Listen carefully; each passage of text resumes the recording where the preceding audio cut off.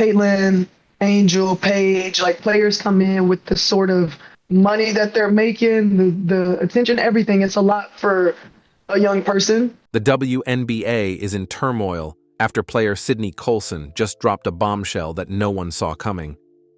In a bold and unexpected move, Colson has exposed what she claims is the league's shocking anti-Caitlyn Clark agenda, and she's not holding back. Her explosive statements have sent shockwaves through fans, players, and officials alike, revealing a side of the WNBA a few ever imagined. What secret plan was being hidden behind closed doors? Today, we uncover Sydney Colson's stunning revelation and why she refused to stay silent. Trading glory for growth. Sydney Colson's 2024 season wasn't just another chapter in her basketball career. It was a full-circle moment that revealed the depth of her faith, her courage, and her willingness to walk away from comfort to embrace growth. After 2 championship rings with the Las Vegas Aces, many assumed her story would continue there. Why wouldn't it? She had a championship team, strong chemistry, and a best friend in A'ja Wilson by her side. Yet, beneath the spotlight and celebration, Colson felt something stirring inside her, a quiet, persistent voice telling her that it was time to move on. That voice didn't lead her toward another easy win or a familiar court. Instead, it pulled her toward a challenge, toward the Indiana Fever, a team still in the middle of rebuilding. It was a move that left many scratching their heads. Why would a player with 2 rings and undeniable veteran status walk away from the dynasty she helped build? But for Colson, this wasn't about trophies or comfort. It was about purpose. When she posted her now famous Instagram caption, "Genuinely enjoyed this team and what we did on the court and in the showers," fans saw the humor, but few noticed the meaning buried in her words. Colson had written about how she knew God was placing her where she needed to be to grow and learn. That wasn't just a nice quote, it was the truth.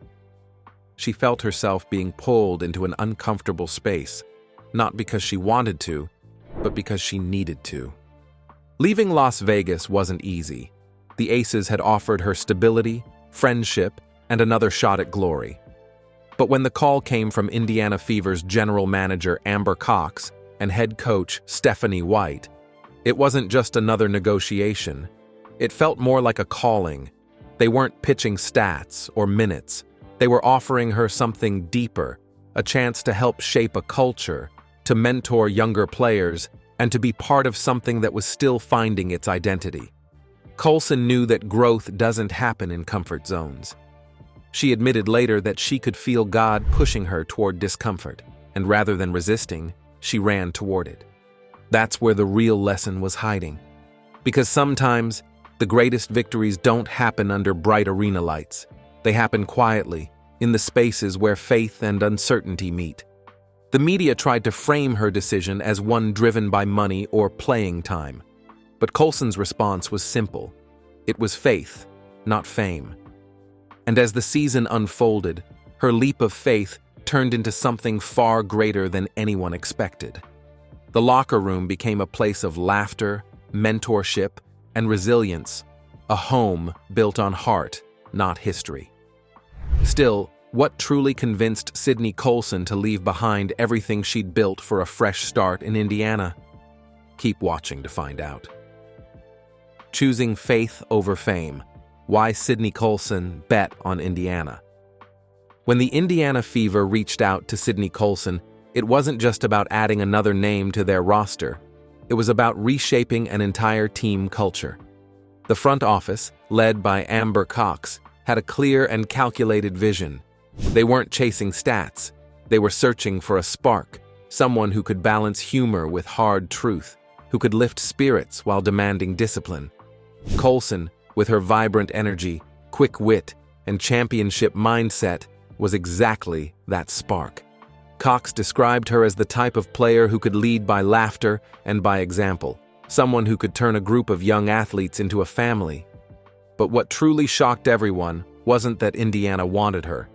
It was that she said yes. Colson, a two-time champion and one of Aja Wilson's closest friends, could have stayed in the comfort of Las Vegas. The Aces were familiar, dominant, and stable. Yet, when Indiana called, she didn't hesitate for long.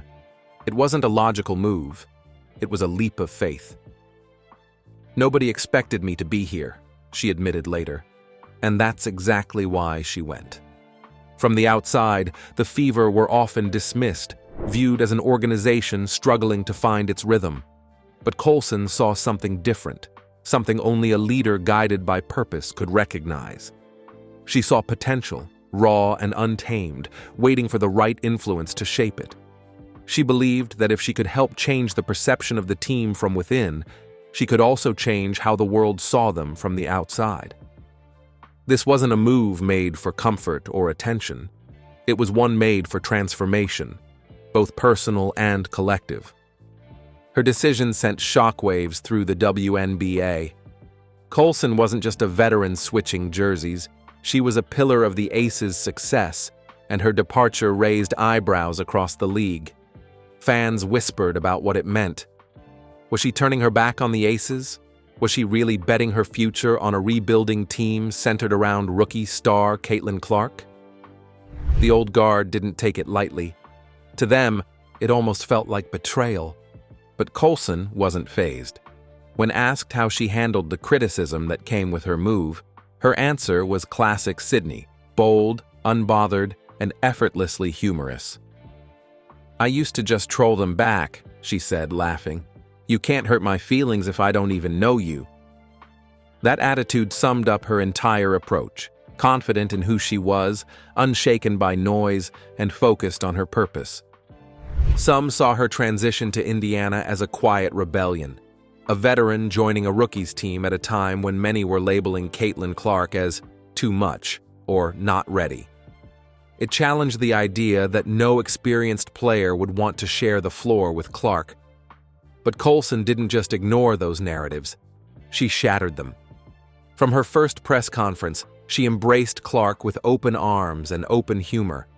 She called the whole situation nuts and special, admiring how Clark's arrival had already energized the city, bringing fans from across the country to Fever games. On and off the court, their chemistry was undeniable. Their playful exchanges online, their laughter during practices, and their mutual respect began to shift the story completely. Yet, just when people thought they had it all figured out, Colson did something even bolder. Stay with us as we reveal the shocking twist. The veteran who stood up for Caitlyn Clark.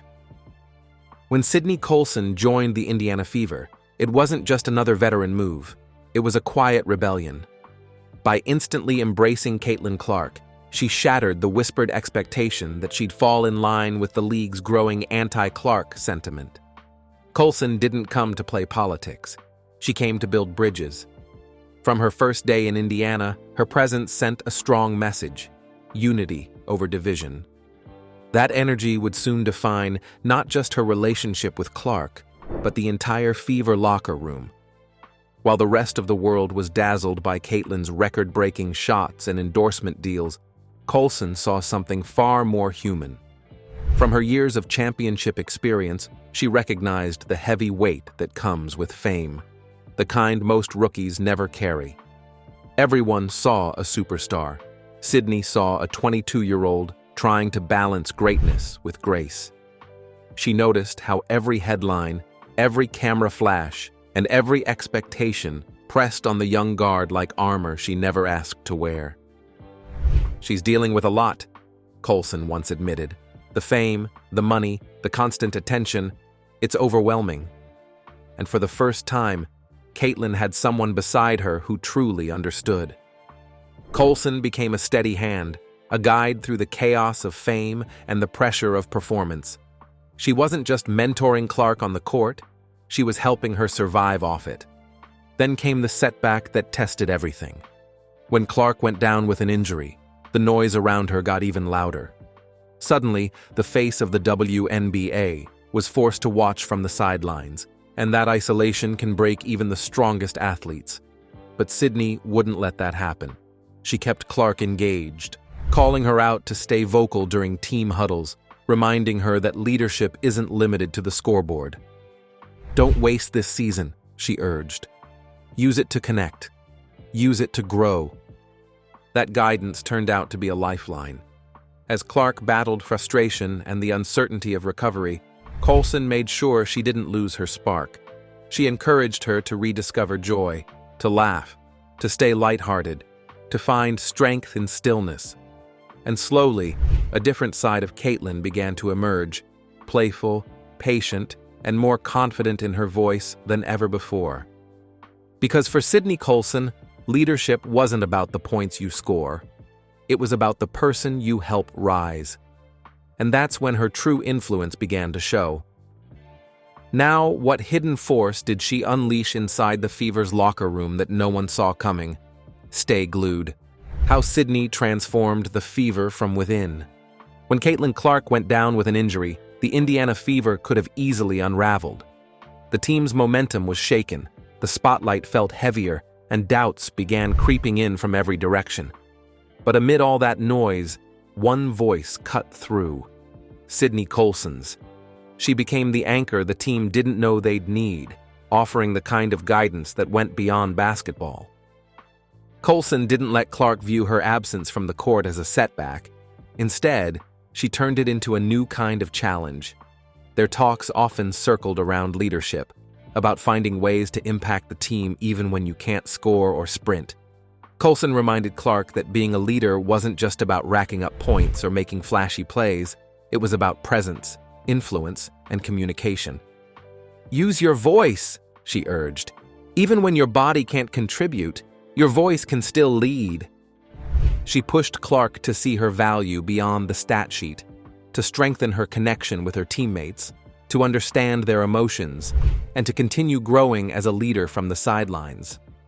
That guidance transformed what could have been a wasted season into one of reflection, unity, and quiet evolution.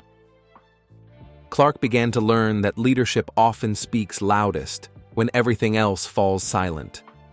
Meanwhile, inside the Fever's locker room, Colson's leadership style became the heartbeat of the team. She led not through fiery speeches, but through humor, empathy, and consistency. She turned tension into laughter, pressure into motivation.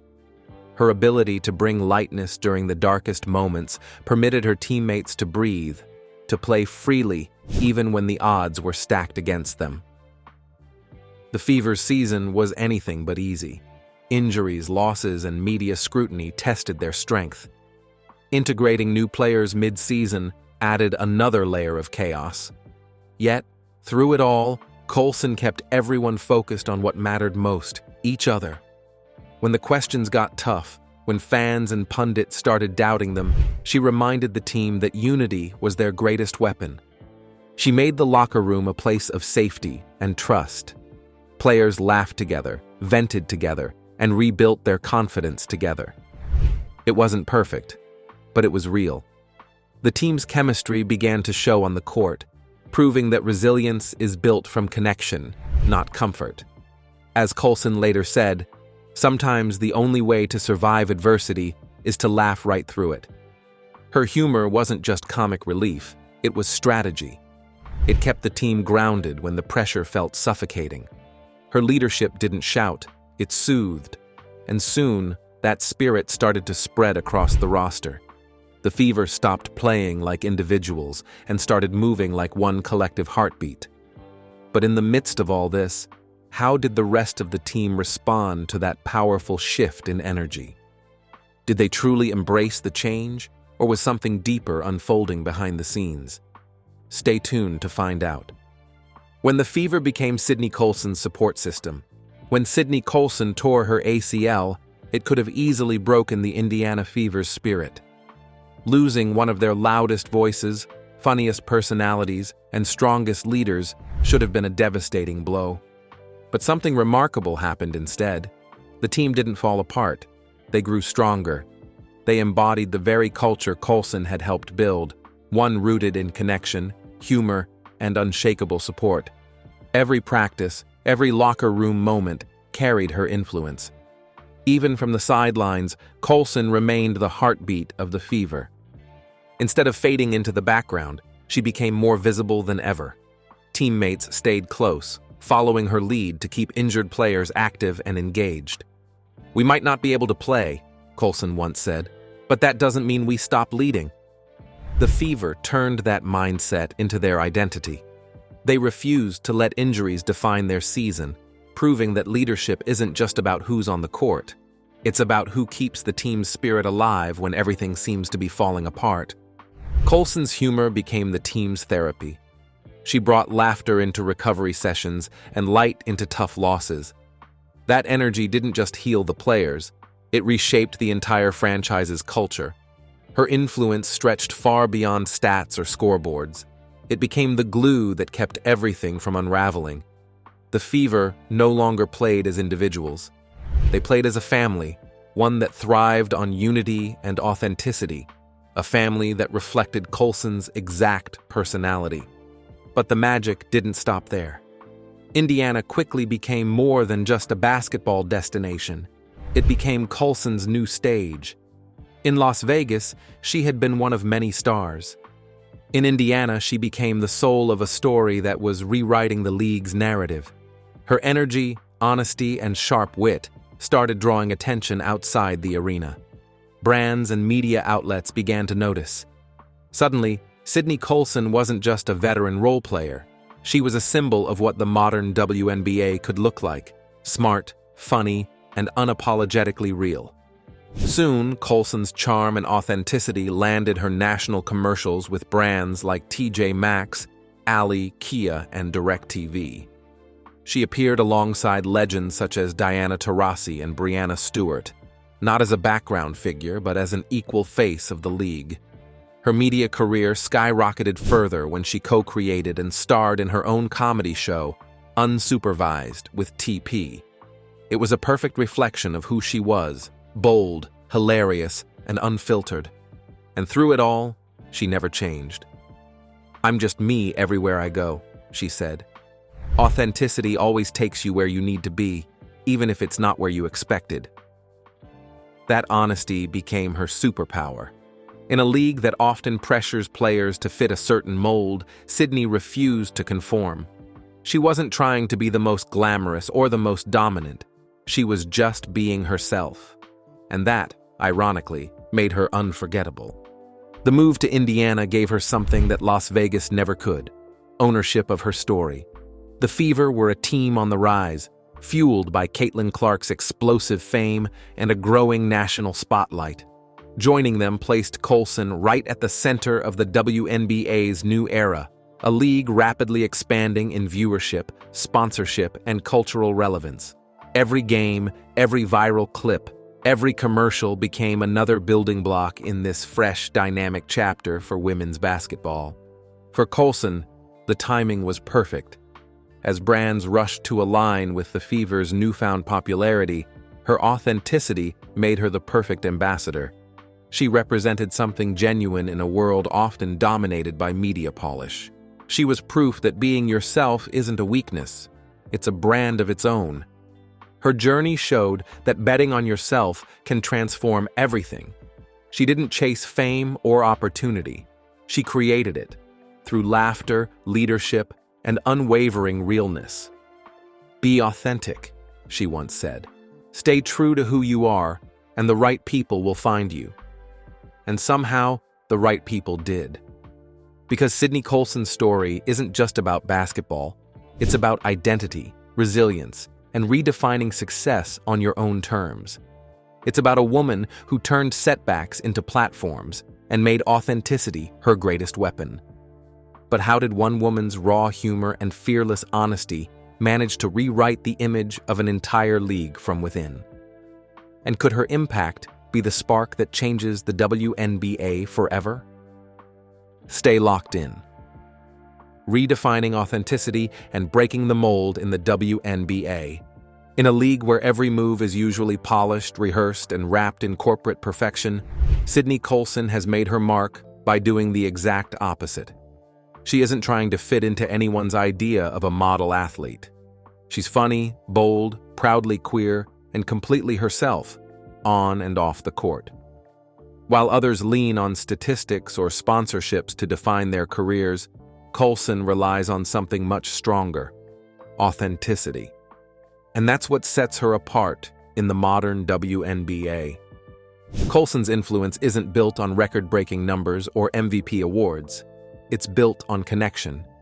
Through humor, honesty, and a refreshing sense of realness, she's managed to bridge the gap between fans and players in a way few athletes ever do.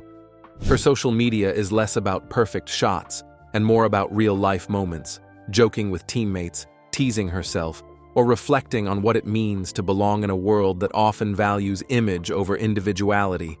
Her followers don't just see a player, they see a person. And that genuine connection has turned her into one of the most beloved figures in the league. Her hit comedy show, The Sid plus TP Show, created alongside fellow WNBA player Teresa Plaisance, captures her spirit perfectly. It's part comedy, part truth serum, a series that uses humor to tackle the very stereotypes that have boxed women's basketball in for years. Through laughter, Colson challenges old marketing molds that once focused on clean slogans and carefully edited highlight reels. She's rewriting that script with her own brand of authenticity, one that's messy, hilarious, and full of heart.